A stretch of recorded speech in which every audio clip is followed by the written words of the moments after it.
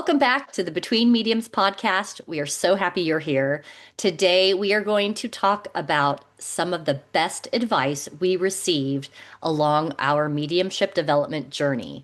And I think we can all agree that there's something that every human has, whether you're a medium or not, and that's an opinion. So, a lot of these pieces of advice, they may have come from a mentor, a loved one, or somebody you just passed along on the street and they gave you their 2 cents about what they think of mediums. But today we're focusing mostly on the best advice that helped us personally develop our abilities as mediums. And regardless of whether these resonate with you or not, I want you to know that your mediumship is always personal to you. And if something that we share with you today resonates with you and you want to bring it into your practice, fantastic. That's wonderful. And if something we share with you feels off to you or doesn't feel right for you, then leave it. This is not a one size fits all. This is a like choose your own journey sort of type of topic today.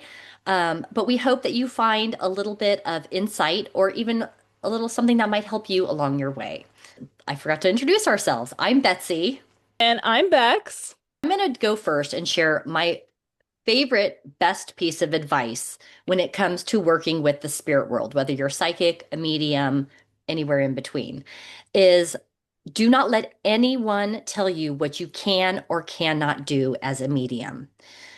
This has to do with what types of information is valid information from spirit. This can be what type of medium you are, which clair is your most dominant. Like, don't let anybody tell you, oh, you can't do that or you have to do it this way, because only you and spirit are the ones who decide how your mediumship works. So the mentor that told me this piece of advice was a fairly new medium themselves. And I loved that because she empowered me, and I think Bex could attest to this as Yes. well, is when somebody that you look up to and admire tells you to not let anybody else tell you what you can or cannot do, it's like just a shot of just like confidence in the arm, right? Mhm. Because in this type of work that we do, there are no hard and fast rules. We're really learning as we go.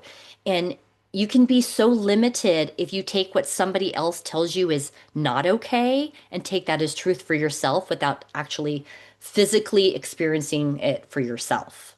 Mhm. So one thing I like to frame this as for myself or when I share this information with others or this advice with others is I kind of think of people who work with the spirit world, we're kind of like artists, right? So if I'm a watercolor painter and Bex is a graffiti artist, who am I to tell her what colors to use when she's doing her graffiti? And who is she to tell me which paintbrushes to use when I'm painting a watercolor? Yes, it's both similar forms of art, but it's very different vessels which are being expressed through. So just trust that your mediumship is customized to you. And I just think that's important to remember, like, if it works for you, but doesn't work for somebody else, it doesn't take away its validity for you. Mhm. Yeah, me and Betsy have talked multiple times about how mediumship does not have rules, only ethics. Has ethics, not rules. And so Yes. having somebody, yeah, if anybody or any mentor is telling you what you can and can't do, run. Run. Or if you're like me, challenge them and Yeah. say, what do you Yeah. mean? Well, that doesn't work that way for Mm. me. Yeah. Yep. Yes, you get to decide that. Yeah.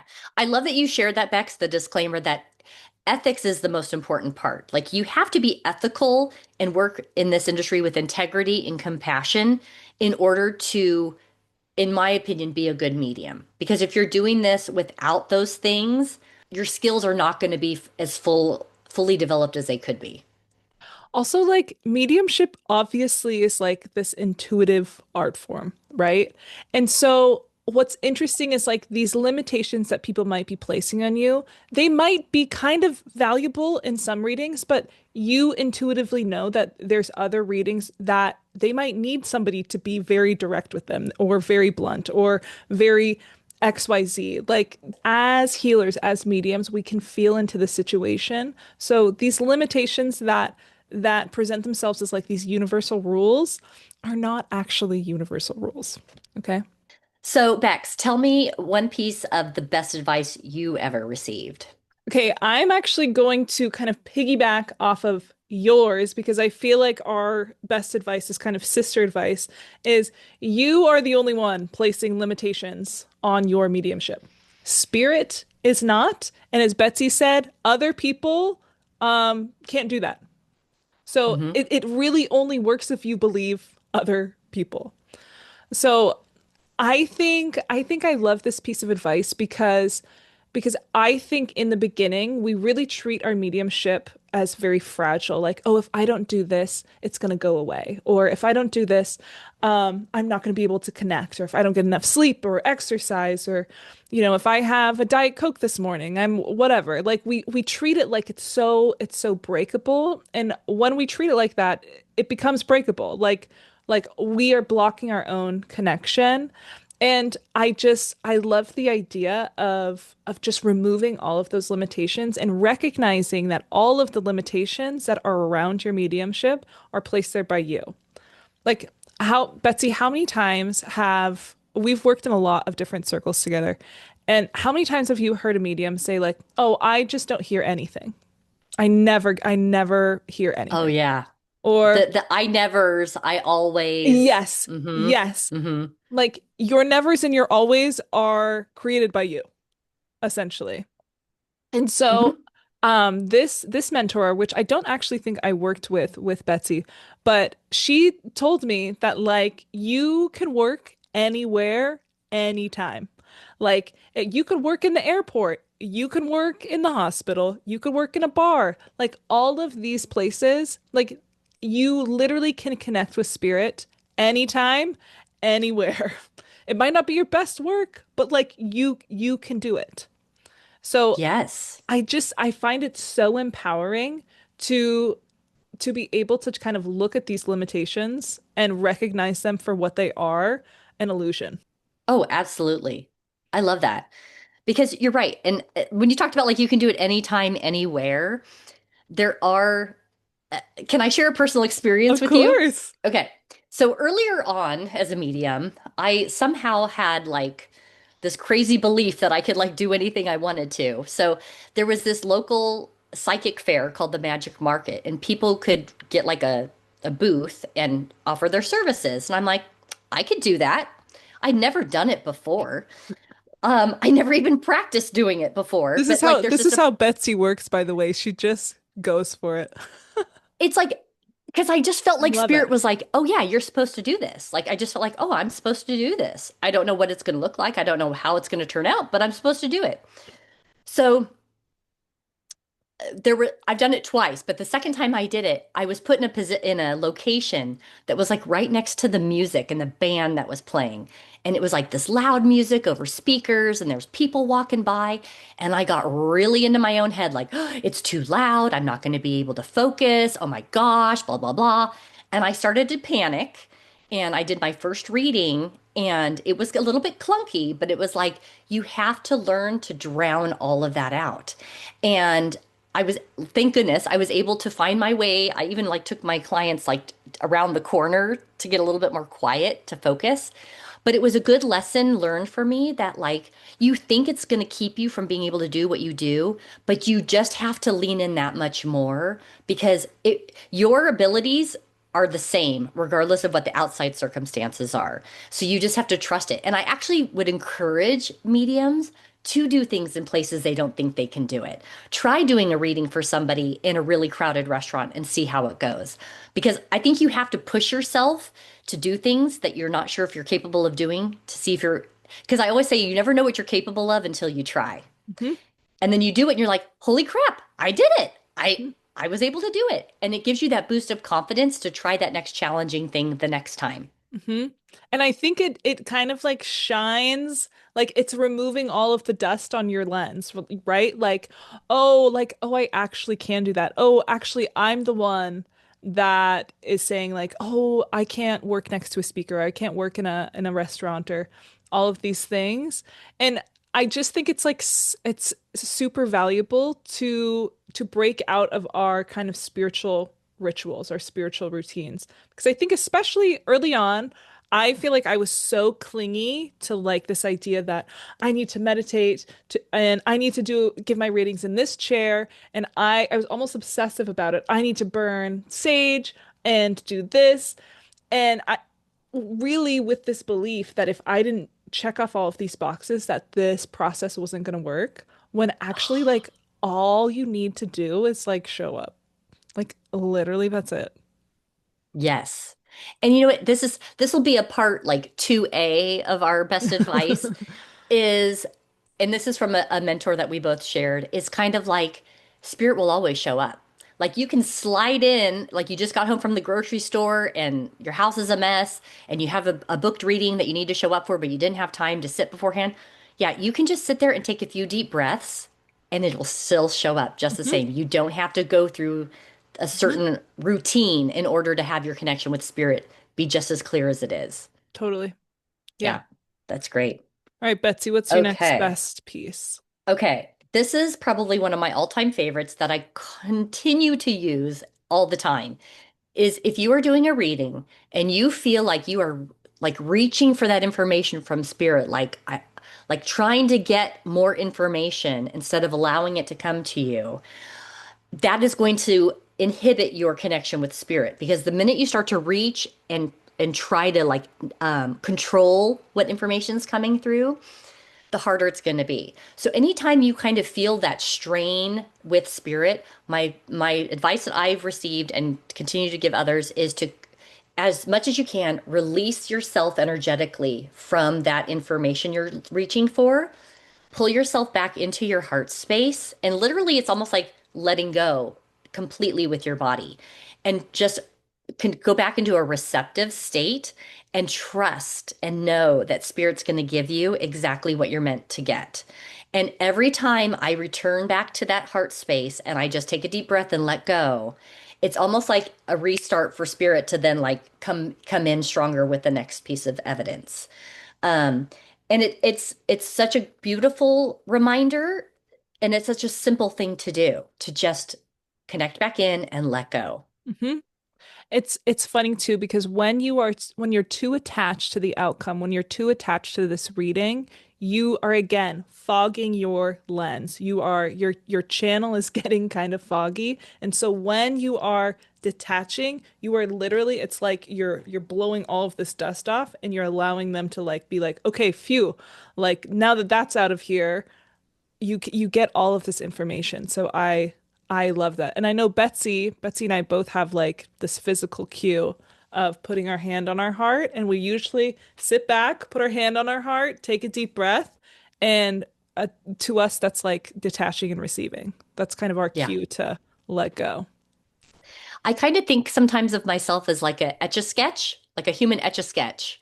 And like spirit will like turn the dials to get you where you need to go. But then if you try to like turn it, you need to just shake it and like start with a clean slate and then like start again. Hmm. It's like a reset button, is kind of how I would describe it. Hmm. So the other point I was going to talk about with this is that the core of mediumship, it is going to require you to surrender and be passive. And it seems so counterintuitive to this work. Like you feel like you should be engaging and like moving something forward, but you really are the core of it is you have to detach and release and just allow things to flow through you. And so a saying I came up with for myself is I receive, I don't retrieve. Like, I'm not here to I love retrieve that. specific information for you. I'm here to receive what information is here for you. And so that's like a little mantra I use for myself is receive, don't retrieve. I share something my mentor said? Okay, so early on my mentor told me um because it is very counterintuitive to be passive, to be receptive. You want to be active, you want to ask questions. And I do think that there are some people that would tell you like, oh, you would need to kind of like interview the spirit. You want this information. And I just want you to think of it like this, like if you only had 15 minutes to speak to your loved one and you're Mm. coming in, you have things you want to say, you have evidence, you have messages, and the medium's just like, okay, what's your name? And you're like, well, it doesn't matter. Like, here are all these things. Let's move. And then you're trying to tell them information, and the medium's like, um, what was your job? And it's almost maddening because you want to bring forward this information and the medium is blocking that. So when you detach, you are literally becoming this vessel for this spirit communicator to bring forward everything they need to in this very sacred, allotted time that you're giving them. So get Yeah. out of the way, detach and receive instead of the retrieving, like Betsy said. Yeah. And trust it too. It's hard at first. It's like you said, it's counterintuitive. Try it and trust it and see how it works with your mediumship. hmm I think some of the most wow evidence you can give is usually after you reset. It hooks you back Yes. in. Yep. Oh yeah. Yeah. It's fresh, like a fresh slate. Uh-huh. And they usually give Yeah. you something really big, really good, really juicy. Yeah. Yep. Yep. All right, Bex, what other pieces of good advice have you received? Okay, so in mediumship, I think we love to, or kind of as we think about mediumship, we love to think about it as being almost centered on the sitter or the person receiving the reading. And so when as mediums, we're very concerned about, is our sitter comfortable? Is our sitter like, do they like us? Do they want to work with us? Which by the way is all important. However, sometimes we can become too focused on our sitter. So one of the best pieces of advice I have received is build your reputation in the spirit world. Care more about what they think about you and make sure that they want to work with you, and everything else will line up. Because when we're so focused on the physical world, that's ego. It's ego, it's reputation, it's marketing, it's all of these things, which again are not inherently bad, but it should not be the focus of your spirit centered service, honestly. That's great advice because it and I can totally relate to this, especially like in my some of my earlier readings, as I would be doing a reading for somebody, and you'd be like, "Okay, I've got a grandmother in spirit," and you're looking at them like Be you like, read their face, like, does this resonate with yes. are they disappointed? Are they happy? Like you're changing your mind frame based on their reaction. hmm Where in Bex, you've worked with me recently. I've gotten to the point I don't even look at the person I'm reading. I don't even look at you. I don't want to look at you because that will. I'd rather just focus on my connection with spirit and what they're telling me, and hmm then I'll occasionally check in with you to make sure, does this make sense? hmm And usually it does. hmm Yes. Yes, but it helps you, just like almost like not looking at your sitter. It helps you, it almost like it refocuses you remembering actually why you're doing this work, who you're working for.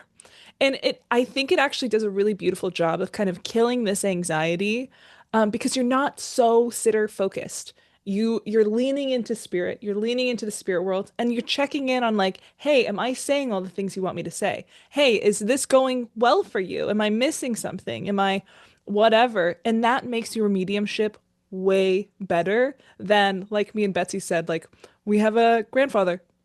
Like, you Or know? for our eyes to close is like, Yeah.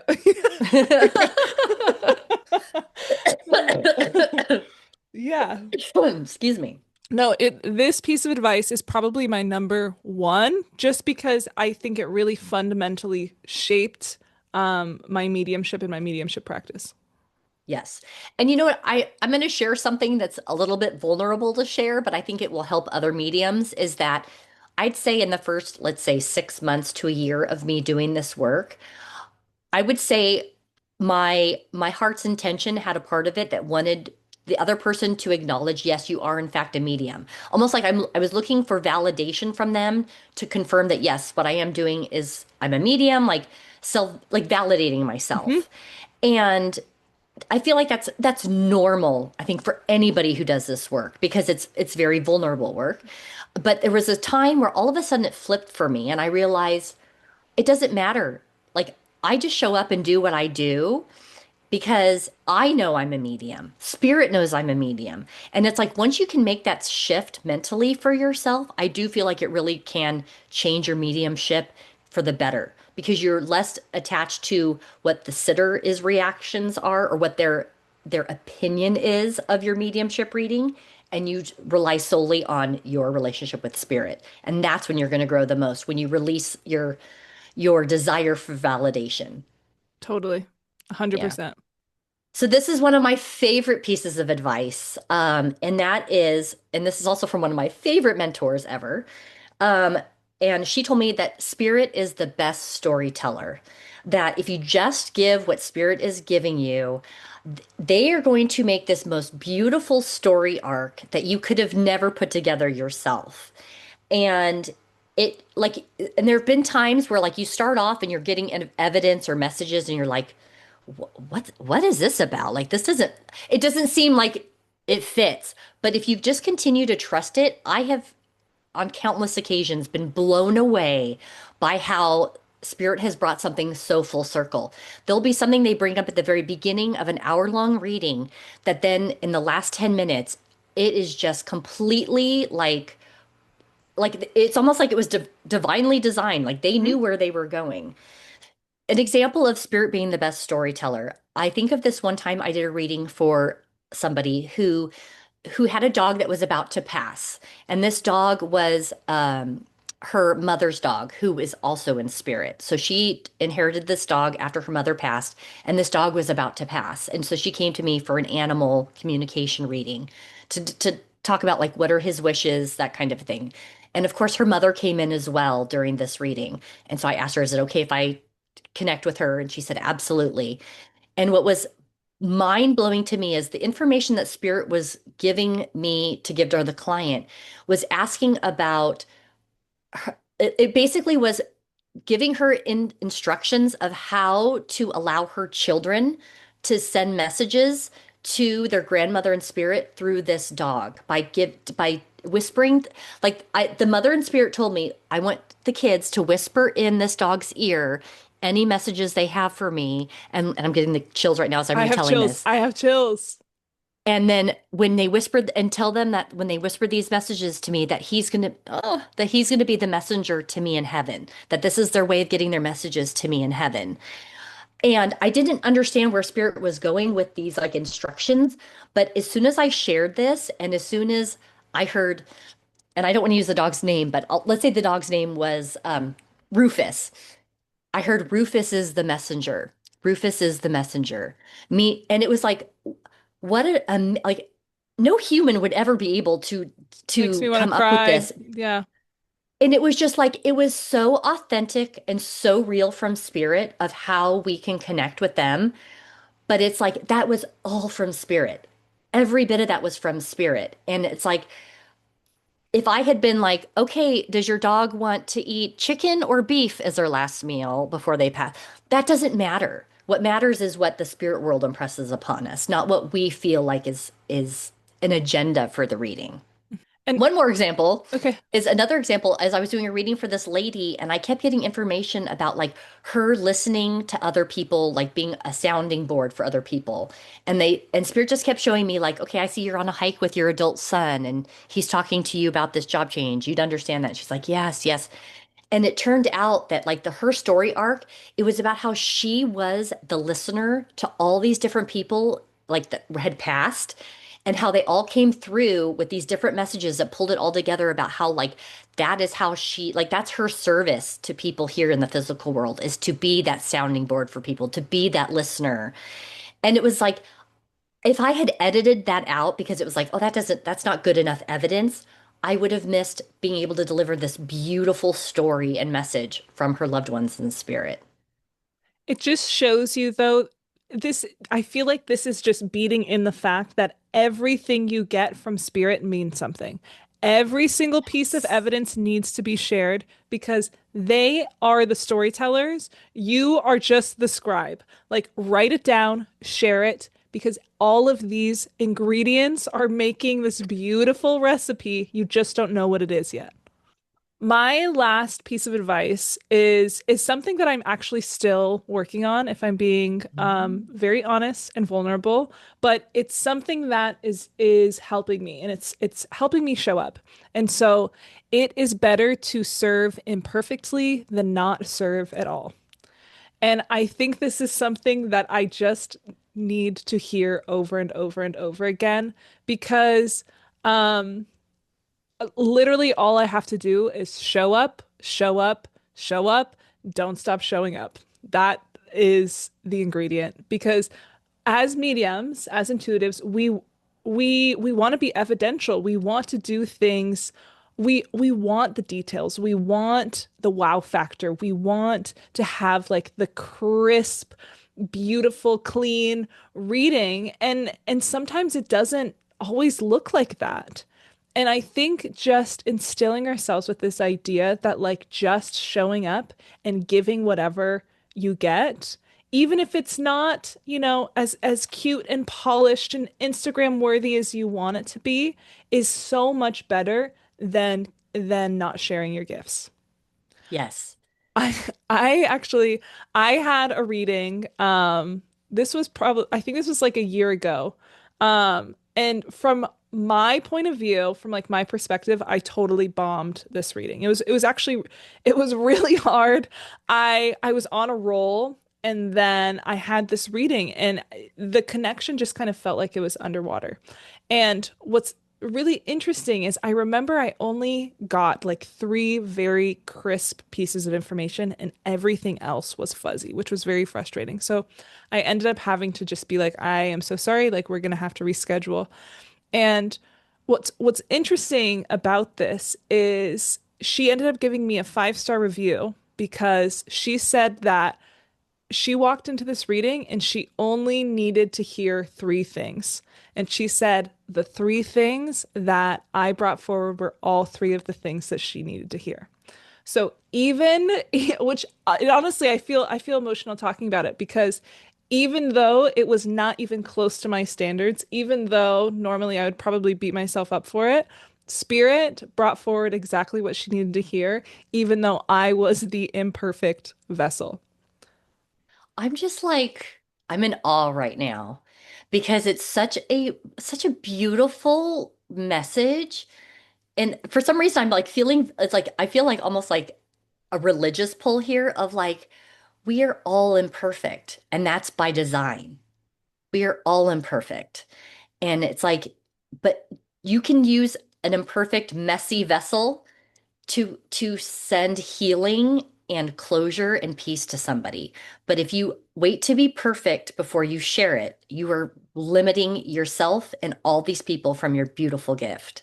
Mhm. Um, and one thing I love that because one thing I've given pep talks to other mediums and like development circles because we are our own harshest critic. Would you agree with that? Yes. Yes. So sometimes I think it helps to have somebody else remind you. And I always say to them, like, when they're like, oh, that wasn't good, I got that wrong, blah, blah, blah. It's like, okay, what, stop. Like, could you go to your next door neighbor and ask them to connect with this person in spirit and get Mhm. anything correct? No. Like, so you got some of it wrong. You still got a lot of it right. It's like we have to remember, like, it doesn't have to be 100% perfect to be impactful. Mhm. It's okay to want to be better. It's okay to say I want to improve at this. It's not okay to beat yourself up and hide because you're not doing it perfectly or you're not doing it the level you think you should be doing it. It's like the battle of the shoulds, And I think what's interesting is me and Betsy, we've gone to a lot of circles together and we know some really incredible mediums. But you Oh, talk yeah. you talk to these mediums and a lot of them are terrified to go pro or Mhm. terrified to charge for readings and I think really this is the core of it is this fear of not showing up perfectly and if they I'm telling you like if the mediums that I know showed up on their worst day it would be a blessing to us all. Yes. Yes. There's like a laundry list of people that you and I both know that's like, why are they not doing this professionally? Why Oh, are they not out there doing I readings? would send people to them 100%. Me too. But it's that fear. It's that fear, man. Oh, that is the biggest block to anything in your life is Hmm. fear. I mean, all kinds of things are coming to my mind right now. Like Hmm. sometimes you actually have to look your fear in the face and be like, yeah, you're scary, but I'm doing it anyways. And then you do it and you realize, you know what? That was not like that fear was nothing. That was fake.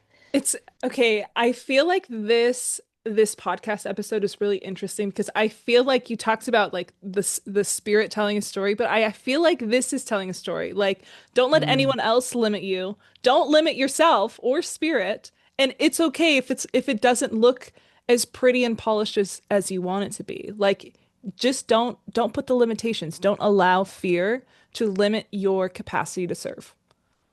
Yes. Okay.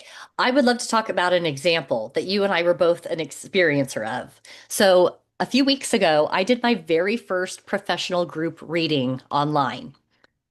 Um, And I she was killed terrified. it. She killed it. Spoiler to the end of the story. Okay, and I feel like this is going to be it's what sounds so like cornbally, but like if this could help one person out there, it's worth telling this story, okay? I was terrified to do a group reading online. I had for months felt this nagging voice saying, "You need to do group reading. You need to do group reading." And I was like, "I don't want to do it. It's too scary. I'm too afraid. Like, what if it doesn't work? Blah, blah, blah, blah, blah. What if nobody shows up?" Well, all the negative stuff, right? But it got to the point where Spirit was really loud and they're like, "You're doing it before the year ends." And so I was like, it's like I've trusted Spirit all these years and they've never steered me the wrong direction. Why would I start doubting them now? So I went with my trust in Spirit and I booked the date and I put it out there. And luckily, Bex was gracious enough to be a facilitator for me at this event. Um, and people signed up and I showed up. I was scared. I had no clue if it was going to work or not. But I had to work through that horrible fear and trust that Spirit would show up. Spirit did show up. Now, did I get everything right? No. There was actually I think there was even one particular spirit that I couldn't place with somebody. But you just have to go with it. Like you just have to keep moving forward. And so like you talked about being imperfect. Like it's not going to be perfect, but you show up and people were able to receive messages. And I like to believe that people got It something was out of that it that was was worthwhile. yeah, it was powerful. It was so powerful. And it didn't even like the spirit that couldn't be placed, like it didn't dip your power and it didn't dip anyone else's confidence in you at all. Right. And so it's like you just have to show up, good, bad, indifferent, however it's going to come out, and just trust that it's like trust in the higher vision of it is kind of how I would put it. Hmm. And it's like and again, it's like you don't know what I beat this like a dead horse. You don't know what you're capable of until you try. I put myself out there. I did something that terrified me, but I did it. And it's like once you start getting those under your belt, you're like, I can pretty much do anything I set my mind to, which Hmm. is really the truth when it comes to energetics. Like you can achieve anything you set your mind to. Hmm. If your intentions are pure, your motives are in the right place, you can achieve anything. Hmm. I think 100%. And like Betsy said, showing up, showing up, showing up. You just have to show up, and all of these limitations will kind of just fade. They kind of show you that they're not real anyway. They kind of show you that it's fake. So Yeah. just show up, even if you're scared, even if you're scared, even if you think, you know, you're gonna bomb it, even if you think whatever. Like, just allow yourself to be proved wrong and just show up. Absolutely. So I'm gonna round out this best advice episode with another thing that a mentor told me, who's been doing this way longer than I have. I think she's been doing it probably a decade by now. And she confided in me that she still feels sick before every reading that she does. Like she still has the like, oh, I don't think I can do this. Oh, I don't know. Like it's very natural, even for seasoned professionals, to still get those butterflies and those doubts. And you just have to push through them. You just have to. And you know what? The more you do it, the quieter those little doubts get. Mhm. And it's like, and the more your confidence grows. You're building your trust muscle. By showing up, by doing it, you're building your trust muscle and it's getting stronger.